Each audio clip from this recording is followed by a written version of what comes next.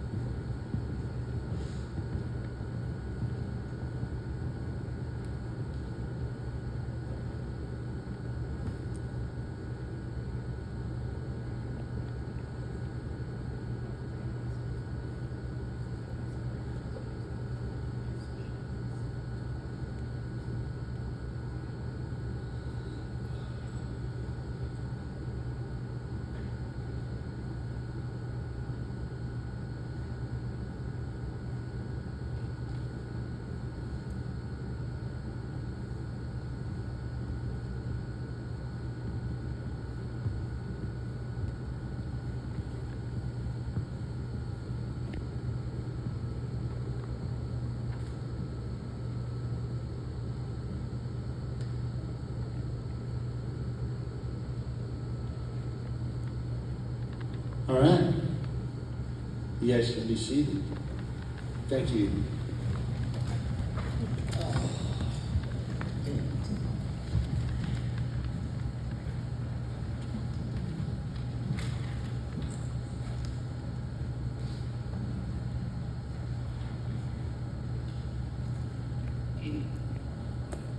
So before we begin some more stuff like that, that's tear-jerking. Oh, man. I want to share a little story that Sharon wanted everybody to hear. So the land that this school is sitting on, this gymnasium, was once owned by Sharon's parents, Joyce and George Launer, Larry's in-laws. And when the Lawners sold the property to the school, George got the contract for clearing the tree stumps. So he hired Larry and Willie Botsheim. I'm sure they were not very old at the time, probably 18 or something like that. They weren't, Sharon said they're not too sure how much experience Larry and Willie had with dynamite, but George figured they were up to the job. So his instructions were, here's the dynamite, blow up these stumps and don't kill yourselves. I hate for George Launer with Dick Zimmerman, and I'm thinking there might have been a couple expletives in there also. But that was Larry's introduction to blowing things up, which served him well in the military career.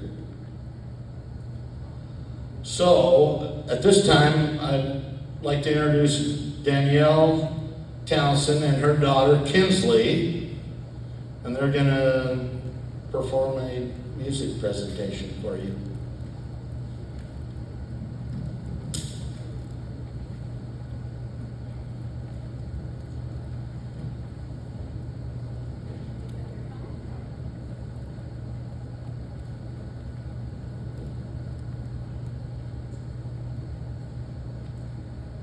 Sharon called me a few weeks ago, and I was sleeping in late, and she woke me up and she said, do you think you would want to sing at Larry's service? And I was like,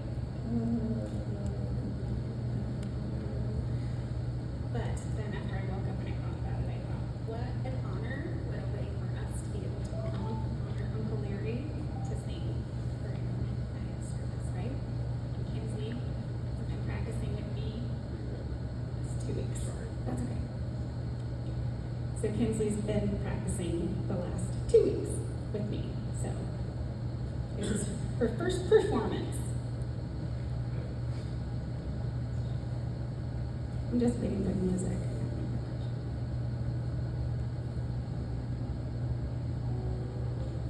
I can't hear it, Christian.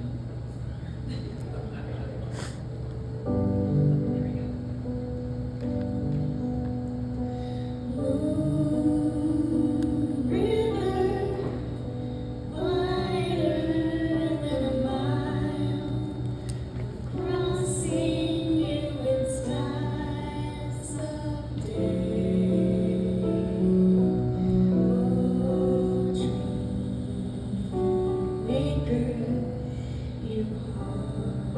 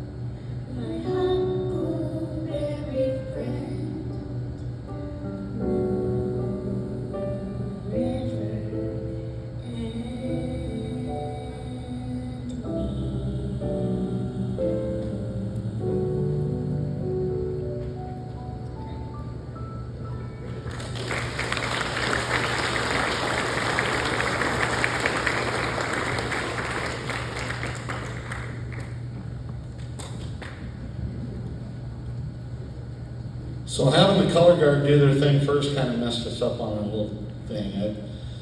I forgot to mention that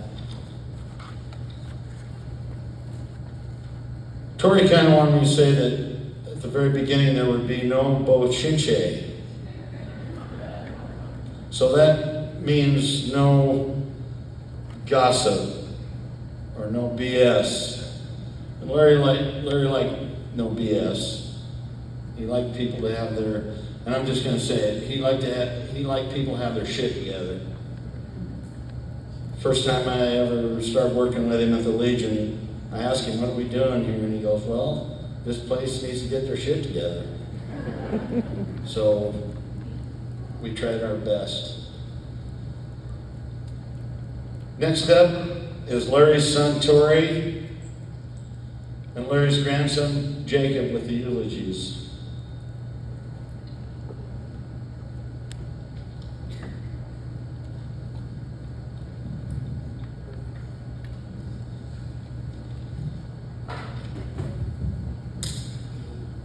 Good afternoon, everyone. First things first, I want to say thank you, everybody, for being here today. I know some of us traveled far and wide to be here. Me and my family greatly appreciate you guys being here. But we're not here for us. I'm here to recognize Larry. He's a truly remarkable man. Colonel Larry Gragg was known by many names. Larry Bird, as me and Evan and Christian and even my wife Caitlin called him Old Bird. Logger Larry, Sir, Colonel, and his favorite in-laws' favorite way to call him, dumb shit. Larry was many things in his lifetime: a soldier, a brother, a husband, a father, a great-grandfather, and a great-grandfather. And he was truly a hero. Born with a sense of duty and an unshakable spirit, Larry devoted his life to serving his country and his family with quiet strength and unwavering love. He proudly served the United States Army for 31 years, where he answered the call of duty during the Vietnam War, and later took part in the invasion of Panama. Through courage, perseverance, and leadership, Larry rose through the ranks, retiring as a full colonel. An extraordinary... We went off for a second, I'm sorry. Where was I?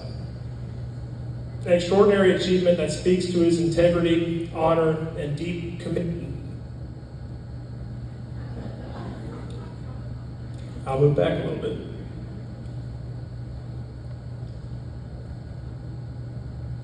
And deep commitment to those he led and served beside. His career was not just about medals or rank. It was about the men and women he served and stood beside, the causes he believed in, and the example he set every day through his actions. But as proud as Larry was of his military service, nothing compared to his pride he took in his family.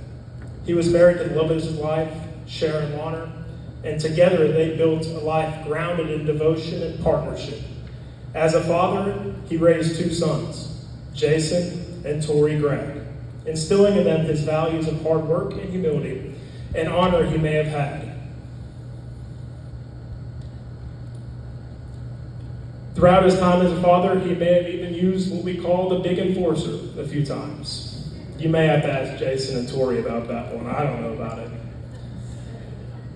Larry's legacy continued to grow through his grandchildren, Christian, Jacob, and Evan. He cherished each of them and took great joy in watching them grow into their own lives and passions. Larry's grandsons saw a lot of work in the backwoods in this area from hiking with Old Bird a couple times. I'm not going to lie. Plenty of times me and Larry have been lost in these woods back here and we had no idea how the heck we were getting home.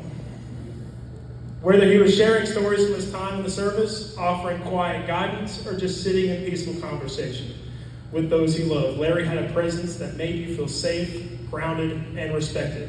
He carried himself with grace and humility, never seeking recognition, but always deserving it. Larry loved to laugh, dance, and sing, especially to the song, "The Bird is the Word."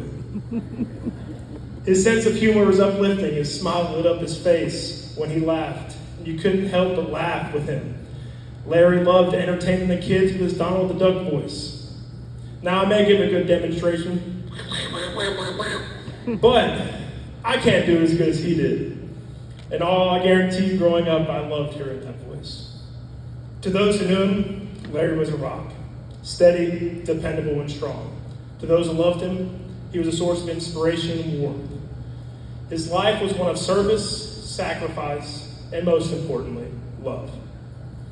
Though he is no longer with us in body, his spirit remains with us in every life that he had touched. His legacy lives on in his family, in the lessons he taught, in the stories we'll share, and in the example he set for us how to live with humor, honor, compassion, and purpose. Rest well, Colonel. Your mission is complete when we are forever grateful, and will carry you with us always. Thank you.